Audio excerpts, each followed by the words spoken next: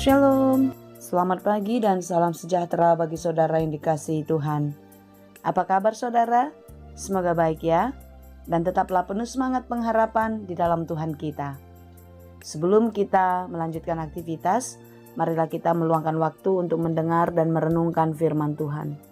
Biarlah Roh Kudus menerangi hati dan pikiran kita, sehingga firman Tuhan bekerja dengan leluasa, menuntun, mengajar, dan memberi hikmat kepada kita untuk dapat mengerti firman-Nya dengan baik dan menjadikan firman Tuhan menjadi pelita dan kekuatan bagi perjalanan kehidupan kita. Amin.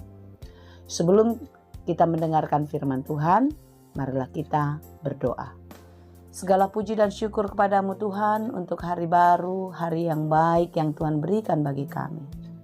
Berkatilah kami sepanjang hari ini sebagaimana Engkau telah memberkati kami di hari-hari yang telah kami lewati. Mampukanlah kami untuk menjalani hari-hari kami dengan baik, dan kami dimampukan juga melakukan segala pekerjaan kami di dalam takut akan Tuhan. Karena kami percaya segala pekerjaan yang kami lakukan di dalam Tuhan pasti berhasil dan berbuah dengan baik. Terima kasih Bapa, kami mau belajar di dalam firman-Mu. Terangilah hati dan pikiran kami, mampukanlah kami untuk mengerti firman Tuhan dengan baik, dan biarlah kami pun dimampukan serta dikuatkan menjadi pelaku firman yang setia di dalam kehidupan kami. Berfirmanlah Engkau ya Tuhan, sebab kami telah siap mendengar. Kasih karunia dan damai sejahtera dari Allah Bapa Tuhan kita, dan dari anaknya Tuhan Yesus Kristus dan Roh Kudus, menyertai saudara sekalian. Amin. Firman Tuhan untuk kita pada hari ini yang ditetapkan menurut Almanak KKBP Rabu 18 September 2024 tertulis dalam kitab Ratapan 3 ayat 58. Kalau dalam bahasa Batak, Andung Tolu ayat 50. Demikianlah dikatakan. Nunga dihasuhut tonho ali Tuhan bada tutondiku. Nunga di paluaho nguluku. Ya Tuhan, Engkau telah memperjuangkan perkaraku. Engkau telah menyelamatkan hidupku. Demikianlah pembacaan firman Tuhan. Yeremia adalah nabi Allah yang diutus sebelum bangsa Israel dibuang ke Babel.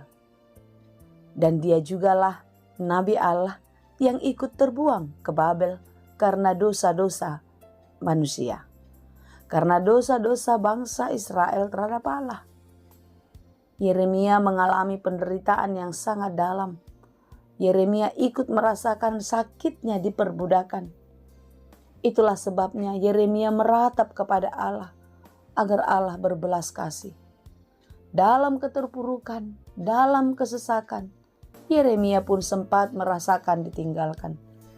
Saudara, untuk memahami renungan kita pada hari ini, sampai Yeremia merasakan perkaranya diperjuangkan oleh Tuhan dan ia diselamatkan, kita perlu membaca dari ayat 1. Bagaimana perasaan yang begitu menekan, rasa sakit yang dialami oleh Yeremia sampai ia merasakan pertolongan Tuhan terjadi atas hidupnya. Akulah orang yang melihat sengsara disebabkan cambuk murkanya. Ia menghalau dan membawa aku ke dalam kegelapan yang tidak ada terangnya. Sesungguhnya aku dipukulnya berulang-ulang dengan tangannya sepanjang hari. Ia menyusutkan dagingku dan kulitku, tulang-tulangku dipatahkannya. Ia mendirikan tembok sekelilingku, mengelilingi aku dengan kesedihan dan kesusahan. Ia menempatkan aku di dalam gelap seperti orang yang sudah lama mati. Ia menutup segala jalan keluar bagiku. Ia mengangkat aku dengan rantai yang berat. Saudara yang dikasihi Tuhan, inilah ratapan yang sangat dalam dari seorang Yeremia di saat dia sedang di dalam penderitaan. Saudaraku, ketika kita di dalam penderitaan, kepada siapakah kita meratap? Ketika kita meratap kepada Tuhan, kita harus sadar bahwasanya kita tidak dapat jalan keluar tanpa pertolongan Tuhan. Oleh sebab itu di dalam ratapan kita hendaklah ada pengharapan. bukan ratapan yang semata-mata adalah ungkapan kekesalan karena kita kehilangan harapan. Tetapi sebaliknya, pengharapan itulah yang memberanikan kita meminta di dalam ratapan kita kepada Allah di dalam segala persoalan kehidupan. Saudara-saudara yang dikasihi Tuhan, Yeremia bukanlah seorang yang jahat. Yeremia bukanlah seorang yang mendukakan hati Allah. Tetapi lihatlah, Yeremia pun diizinkan Allah mengalami penderitaan sama seperti orang-orang yang telah berdosa. Tapi apakah itu semua karena Allah membenci Yeremia? Tentu tidak. Ada maksud Allah, ada rencana besar Tuhan yang disiapkan bagi kehidupan bangsa Israel dan juga bagi kehidupan Yeremia sendiri. Oleh sebab itu saudara-saudara, kita kembali merenungkan apa yang dikatakan Paulus di dalam Roma 8 ayat 28. Tuhan mengizinkan segala sesuatu terjadi dalam kehidupan kita dan Tuhan bekerja di dalamnya untuk mendatangkan kebaikan bagi kita. Amin. Ya, bagi kita yang telah dipilih olehnya. Secara tepat saya akan bacakan bagi kita semua Roma 8 ayat 28. Kita tahu sekarang bahwa Allah turut bekerja dalam segala sesuatu untuk mendatangkan kebaikan bagi mereka yang mengasihi Dia, yaitu bagi mereka yang terpanggil sesuai dengan rencana Allah. Lihatlah, mereka yang mengasihi Dialah yang mendapatkan kasih karunia Allah, dan Allah bekerja atas hidupnya. Saudaraku, tentu saudara dan saya adalah juga orang yang dikasihi Tuhan. Dan marilah kita terus mengasihi Dia.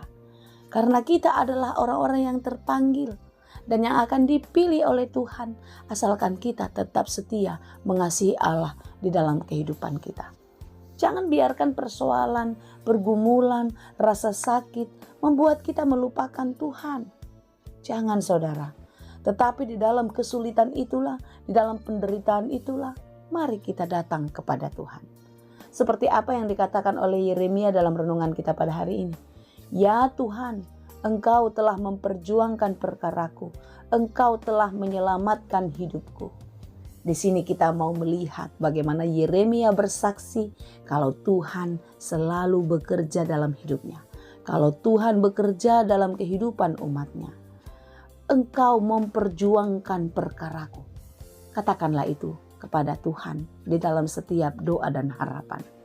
Dan yakinlah, sama seperti kepada Yeremia, kepada kita yang percaya pun, Tuhan memperjuangkan perkara kita.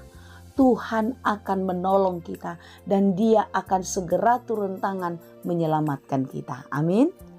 Tetap kuat ya saudara, tetaplah penuh semangat dan terus berpengharapan kepada Tuhan. Jadikanlah persoalanmu membuatmu semakin dekat kepada Tuhan. Dan di dalam kedekatan kita kepada Tuhan, maka kita akan merasakan kasih-Nya, merasakan pekerjaannya yang besar dan mukjizat terjadi atas hidup kita. Tuhan Yesus memberkati. Amin. Terima kasih Tuhan untuk firman-Mu hari ini. Biarlah kami dikuatkan sebagaimana Yeremia yang tetap kuat di dalam iman kepadamu.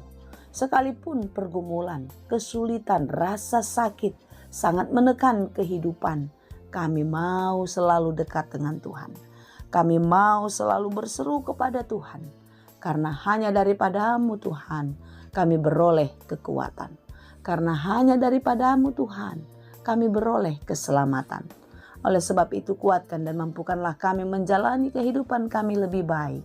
Jangan biarkan kami jatuh dalam pencobaan, tetapi biarlah berbagai kesulitan itu membuat kami semakin dekat kepadamu. Berkati saudara-saudara kami yang sedang berjuang. Berikan kekuatan bagi mereka yang sedang lemah.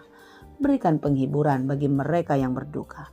Dan Tuhan jugalah yang memberikan kekuatan serta kesembuhan bagi saudara-saudara kami yang sedang sakit.